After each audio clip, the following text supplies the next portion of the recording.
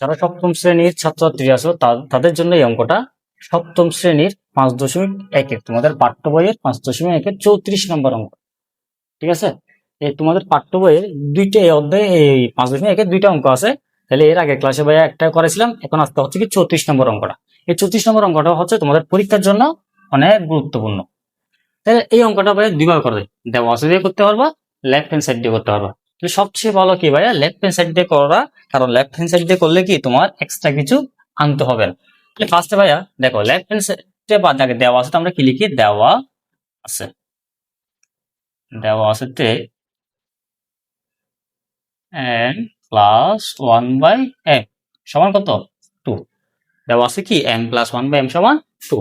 তাহলে left hand সাইডে কি লিখছে, লেফট হ্যান্ড সাইডে লিখছে m to the power 4 plus 1/m to the power 4 সমান কত 2। এটাই আমার আনতে হবে। তাহলে লেফট হ্যান্ড সাইডটা লিখি, লেফট হ্যান্ড সাইড সমান n to the power 4 plus 1/m to the power 4। এখন দেখো তোমরা সূত্র শিখছিলা স্কয়ারের, এখানে দিছে কত পাওয়ারফুল। তাহলে পাওয়ারফুল থেকে ভাইয়া কোনো ভয় পাওয়ার দরকার নাই। যখন তোমরা ক্লাস 7 উঠছো তাহলে তোমাদের কি এই জিনিসগুলো এখন বুঝতে হবে কিরকম, এই জিনিসগুলোকে আমার ভাঙতে হবে। ঠিক আছে, মানে এটাকে 4 কে ভাঙা যায়, 4 কে কি করা যায় বর্গমূল করা যায়। 4 কে বর্গমূল করলে কত হয় 2, বর্গমূল করলে 2। তাহলে ঠিক সেম এখানে দেখো আমরা এটাকে এভাবে লিখতে পারি m স্কয়ার হোল স্কয়ার।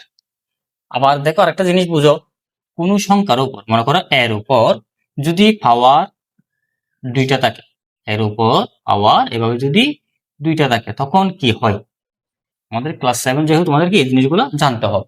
তাহলে এটা হচ্ছে তোমাদের বেসিক এ স্কয়ার আবার হোল স্কয়ার, এ স্কয়ার আবার হোল স্কয়ার। তাহলে তখন পাওয়ার আবার এখানে কি হবে গুণ, 2 গুণ 4। ঠিক আছে, তাহলে এখানে পাওয়ারের উপর কি মানে পাওয়ারের উপর পাওয়ার, পাওয়ারের উপর যদি পাওয়ার থাকে তাহলে পাওয়ার আবার কি হয় গুণ হয়। তাহলে 3 গুণ 6। ঠিক আছে, তারপরে 4 গুণ 8। এই বেসিকটা তোমরা কি করবে ভাইয়া মনে রাখবা, এই বেসিকটা তোমরা মনে রাখবা। তাহলে এখানে কি হয় ভাইয়া 2 গুণ 4। তাহলে ঠিক সেম এখানে কি হবে 1/m স্কয়ার হোল স্কয়ার। তার মানে কি এই স্কয়ারটা 1 এর উপর আছে আবার একটার উপর আছে। তাহলে 1 এর উপর স্কয়ার মানে এই 1 এর উপর স্কয়ার মানে 1 কয়টা ভাইয়া দুইটা। তাহলে কত হবে 1। তাহলে একটা থাকলো না, আবার এই স্কয়ারটা এটার উপর আছে না, তাহলে 2 গুণ 4।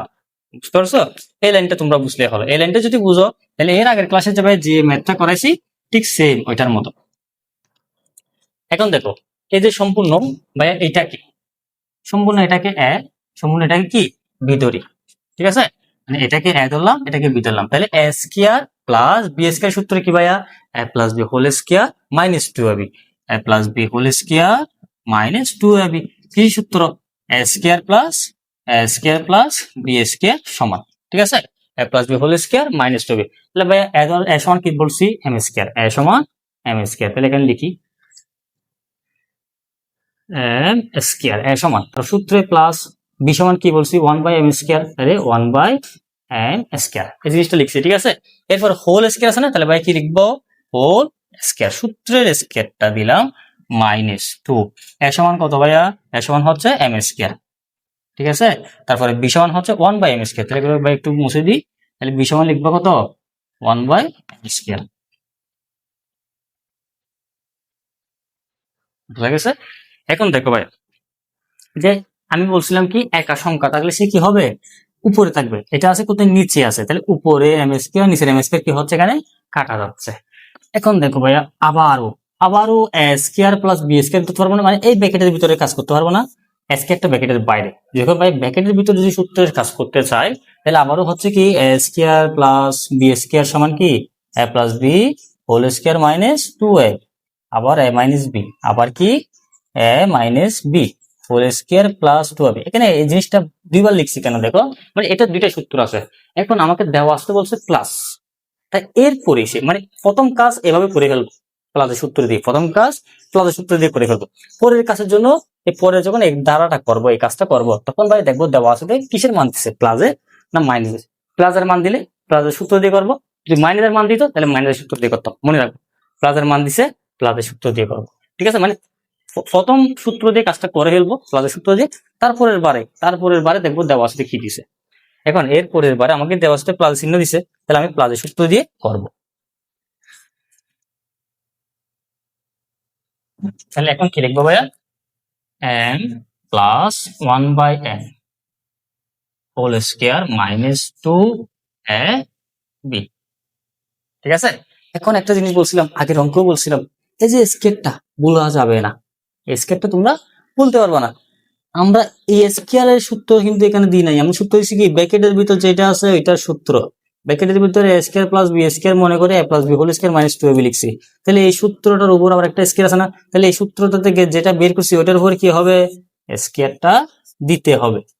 তার মানে স্কয়ারটা এখন কি এটা পুরোটার উপরই আছে। এরপরে ভাই কি আছে -2, তাহলে -2টা লিখবো। এই -2টা এটা তো কাটা গেছে।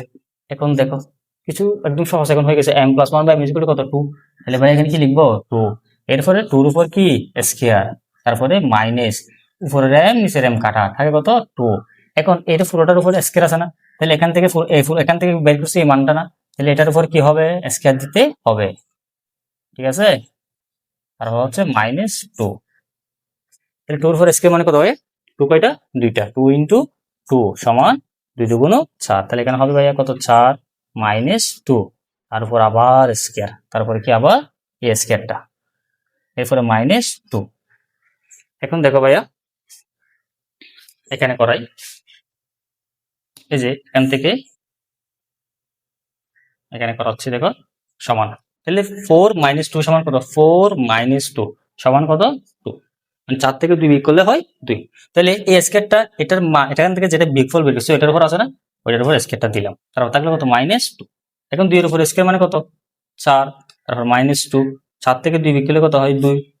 বুঝা গেছে, তাহলে আমাকে বের করতে বলছে ওরা কি 2 কিসের মান, এটার মান দেখাতে বলছে।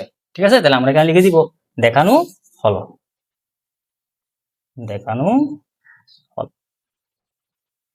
ঠিক আছে, তাহলে ভাই এই অঙ্কটা করতে গিয়ে ভাই কোন সূত্র অ্যাপ্লাই করছি বলো তো দেখি, a square plus b square a plus b whole square minus 2ab, এই সূত্রটা ভাই কয়বার অ্যাপ্লাই করছি, দুইবার। কয়বার অ্যাপ্লাই করছি, দুইবার। তাহলে ভাই এই টাইপসের অঙ্ক করতে হলে প্রথমে দেওয়া আছে যাই দিক না কেন প্লাস দিক মাইনাস দিক, কিন্তু প্রথমে ভাইয়া কি করবো প্লাসের সূত্র দিয়ে ক্যালকুলেশন করে এতটুকু কাজ করে ফেলবো।